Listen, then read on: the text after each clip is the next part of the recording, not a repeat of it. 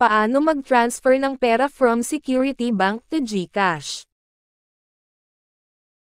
Una ay i-open mo ang Security Bank application mo. Meron tayong 158 pesos at ita-transfer natin ito sa GCash account natin. I-click mo itong tatlong guhit na ito. Tapos ay mo itong transfer. Then i-click mo itong other bank. Tapos ay i-click mo itong please select para lumabas yung pera natin. I-click mo itong bank at hanapin mo ang GCash. I-swipe mo lang pataas.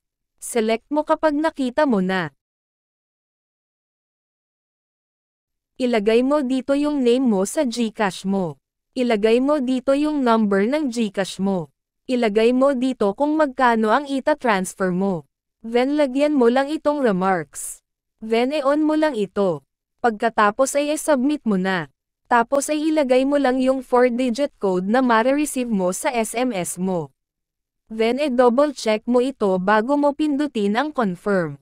Ngayon balik tayo sa GCash natin at i-refresh mo lang.